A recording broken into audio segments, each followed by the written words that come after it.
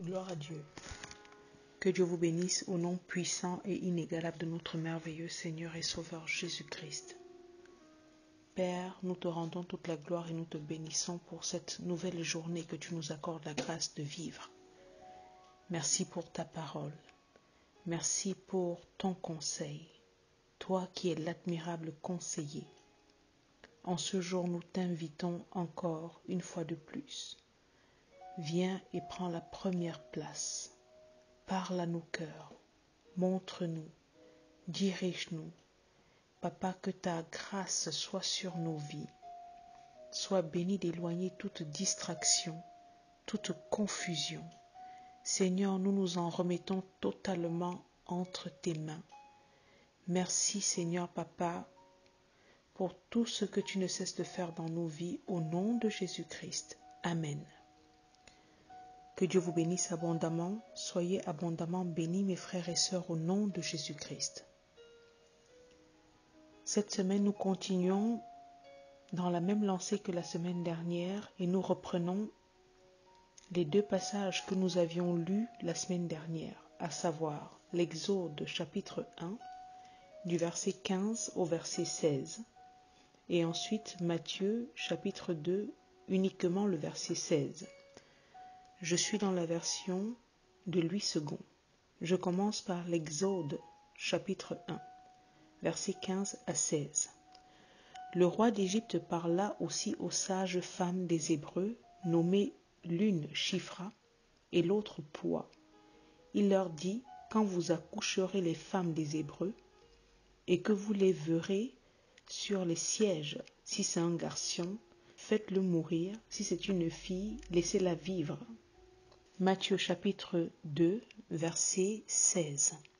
Alors Hérode, voyant qu'il avait été joué par les mages, se mit dans une grande colère, et il envoya tuer tous les enfants de 2 ans et au-dessous qui étaient à Bethléem et dans tout son territoire selon la date dont il s'était soigneusement enquis auprès des mages. Gloire à Dieu.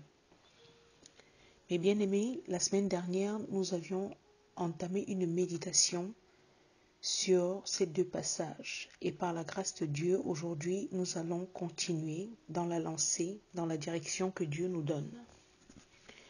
Et nous voyons ici que Pharaon donne l'ordre de tuer les enfants des Hébreux mâles. De même, Hérode fait la même chose à l'époque de la naissance de Jésus.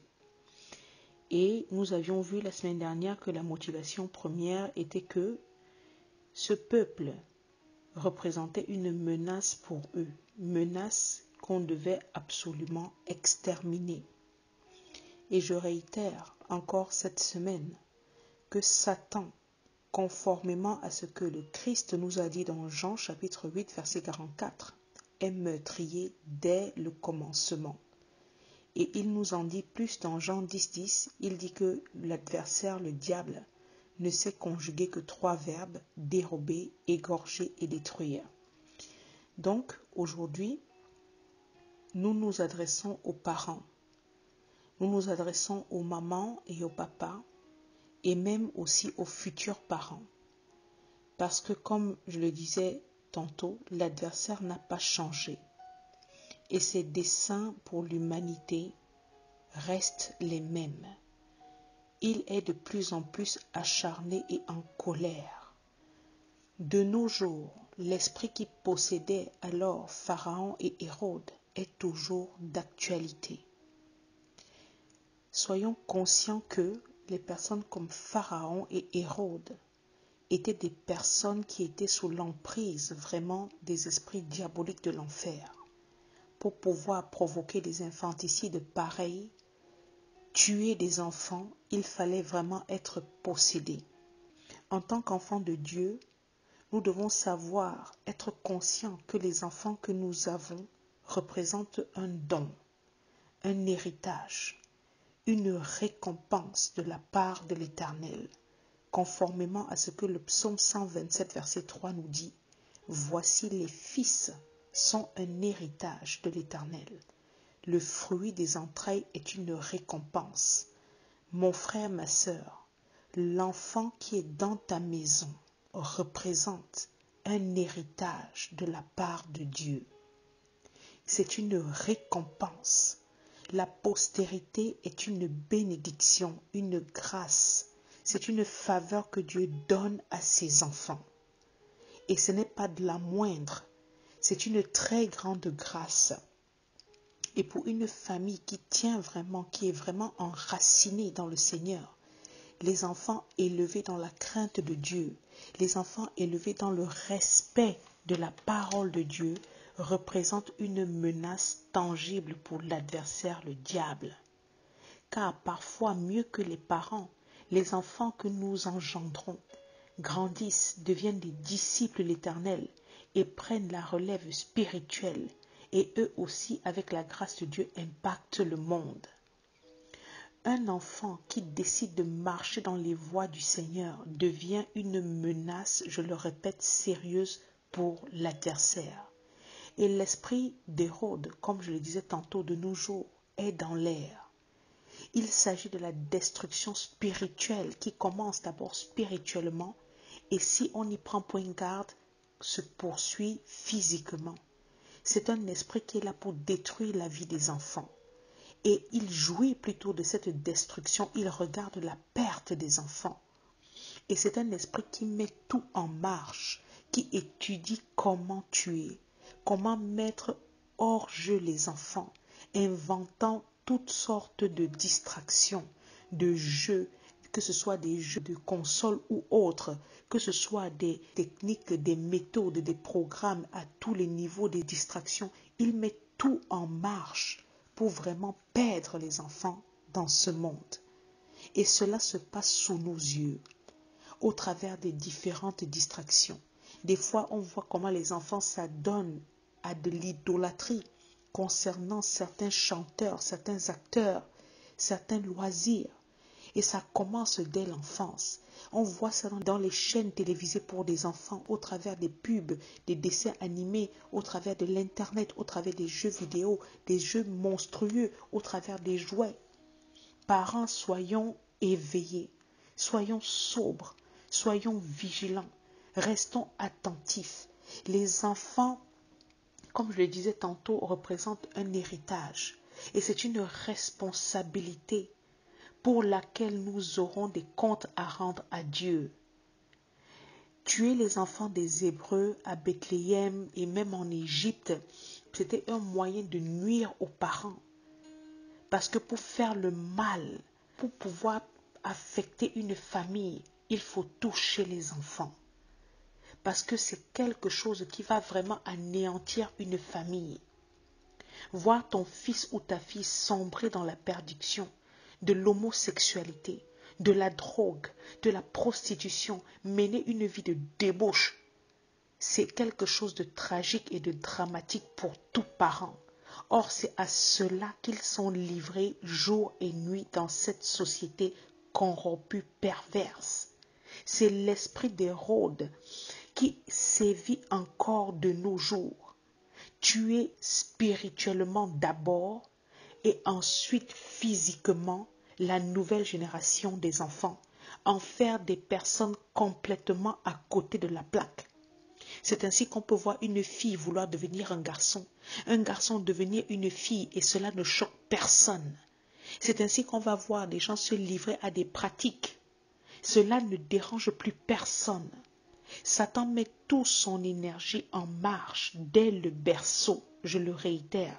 Ça commence dès l'enfance pour distraire, détourner, corrompre l'enfant. Et c'est ainsi qu'à chaque étape de sa vie, que ce soit l'enfance, l'adolescence, la majorité, il est déjà préparé à devenir une destruction totale. Quelque chose d'irrécupérable si les parents ne veillent pas. Voilà pourquoi Dieu dit dans le Proverbe 22, verset 6, « Instruis l'enfant selon la voie qu'il doit suivre, et quand il sera vieux, il ne s'en détournera pas. » Quand on parle de instruire, on parle de enseigner, on parle de transmettre la connaissance. Transmets la connaissance de la parole de Dieu. Mets la parole de Dieu dans l'intelligence de ton enfant. C'est le meilleur héritage que tu puisses lui laisser sur cette terre. Parce que tout bien matériel, financier ou autre que tu pourrais laisser à ta progéniture, tout ça c'est bien, mais c'est passager. La seule chose qui est et qui demeure éternellement et à jamais reste indubitablement la parole de Dieu. Cette parole qui provient de quoi? De l'Évangile. 1 Pierre 1, verset 25. Que les enfants sont pour toujours sur le bon chemin, qu'ils entreront dans les promesses que Dieu a consignées dans sa parole pour leur vie, qu'ils vont chercher la volonté de Dieu. Si tu apprends à ton enfant à aimer Dieu, à rechercher son royaume, c'est-à-dire à rechercher la vérité, la justice, la droiture, une fois adulte, il aura une stabilité dans sa vie, un équilibre. Ne nous leurrons pas. Tous les mouvements de marche qu'on organise au jour le jour contre les lois démoniaques qui ne font que être votées tous les jours, toutes ces choses, les pancartes, toutes ces marches, toutes ces manifestations qu'on enclenche, tout ça là c'est bien. Mais ce n'est pas ça qui va résoudre le problème. Parce que le problème n'est pas d'ordre politique. Le problème n'est pas d'ordre physique, mais le problème est d'abord d'ordre spirituel. C'est une question spirituelle. Il faudrait se lever dans la prière, vraiment s'engager dans l'enseignement, à mener des vies de consécration, à vivre la parole au sein des familles, afin d'être comme ça des exemples de bon comportement pour nos progénitures, afin de leur donner même le goût pour la parole de Dieu, d'arriver à semer en eux vraiment cette envie de se tourner vers la parole de Dieu. Je le réitère encore, Hérode est en colère, le diable est acharné et tous les jours les décrets sont votés, tous les jours les lois sont votées dans le but de tuer nos enfants.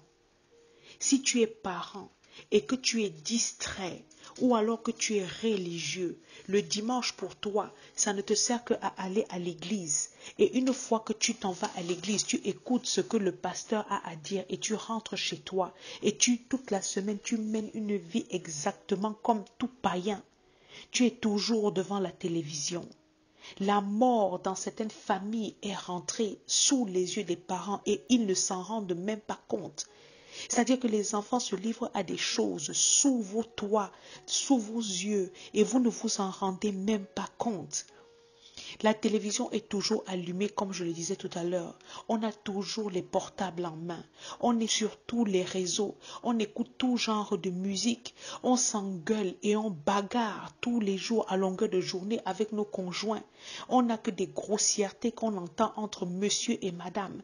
On n'a que des réceptions des invités mondains qui, une fois qu'ils arrivent là, installent des commentaires en un point fini qui n'ont rien d'édifiant dans les salons. On regarde tous les programmes et n'importe quoi à la télévision. Et c'est comme ça qu'on est toujours fatigué, on est toujours nerveux, on est toujours occupé à tout, sauf à s'asseoir et à éduquer les enfants selon la parole de Dieu.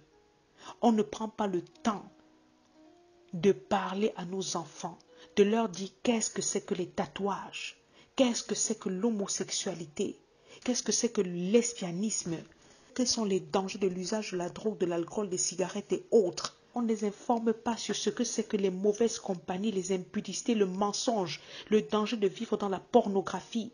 Donc on ne leur montre pas ce que c'est que faire le bon choix. Bref, on ne prend pas le temps de leur enseigner la parole, enseigner à prier, enseigner à louer Dieu. On ne leur explique pas pourquoi est-ce que c'est important. On ne prend pas le temps de se comporter en modèle. Malheureusement, c'est comme ça que nous-mêmes, on participe à faire entrer dans nos familles la destruction, à faire entrer cet esprit d'Hérode qui est là pour détruire nos enfants. Tout ce que je suis en train de dire, chaque parent qui est présent est conscient que c'est la vérité. Tu ne prends pas le temps de regarder ce que ton enfant aime comme jouet et avec quoi est-ce qu'il joue. Quels sont les camarades qui viennent à la maison? Qu'est-ce qu'il porte comme t-shirt? Qu'est-ce qu'il regarde comme dessin animé? Tu ne contrôles pas toutes ces choses. Sache que si tu n'éduques pas ton enfant, l'adversaire se fera une joie de l'éduquer. Si tu ne montres pas la vérité à ton enfant, l'adversaire va l'entraîner dans le mensonge. La parole de Dieu est la seule chose qui nous permet de rester en équilibre. Ne dis pas que ton enfant ne comprend pas. Ne dis pas que tu ne sais pas s'il t'écoute même. La parole de Dieu dit dans l'Ésaïe 57, verset 11, que ainsi en est-il de ma parole qui sort de ma bouche. Elle ne retourne point à moi sans effet, sans avoir exécuté ma volonté. Elle accomplit mes desseins. Chaque fois que tu parles de la part de Dieu, chaque fois que tu prononces une bénédiction, chaque fois que tu prononces la parole de Dieu sur la vie de tes enfants, tu prononces la vie. Tu prononces les promesses. Tu parles de la bouche de Dieu et les paroles que tu décrètes ne vont jamais retourner sans avoir accompli ce pourquoi elles sont sorties. Et tu transmets comme ça le bon héritage. Tu transmets comme ça la vie à tes enfants. Tu invoques la bénédiction de Dieu sur ta maison, sur la vie de tes enfants. Et c'est cela qui éloigne le mal, qui éloigne la perdition, qui éloigne le péché. Tu remplis tes enfants de sagesse, de discernement.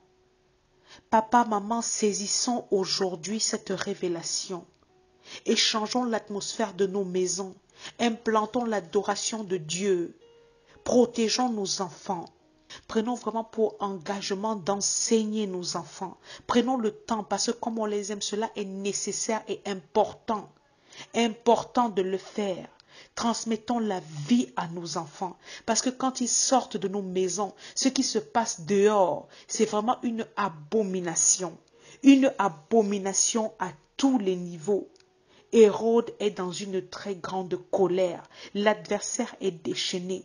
Ne plaisantons pas avec ces choses, parce que l'heure est grave. Le monde va à sa perte. Ne soyons pas comme des Rachel qui sont là et qui pleurent parce que leurs enfants ne sont plus et qui sont inconsolables. Transmettons la vie, le salut, qu'importe les décrets d'Hérode qui sont encore en vigueur. Tant que nous allons vraiment inculquer la parole de Dieu à nos enfants, ils seront immunisés parce que Christ est plus fort, est plus puissant. Et aucun décret satanique ne peut avoir d'influence sur leur vie parce que Christ est notre bouclier, notre protection. Voilà pourquoi nous devons redoubler de vigilance. Que Dieu ouvre nos yeux spirituels, que Dieu parle encore aujourd'hui à nos cœurs. Levons-nous et luttons pour nos enfants. Que Dieu vous bénisse abondamment au nom puissant et inégalable de notre merveilleux Seigneur et Sauveur Jésus-Christ. Amen.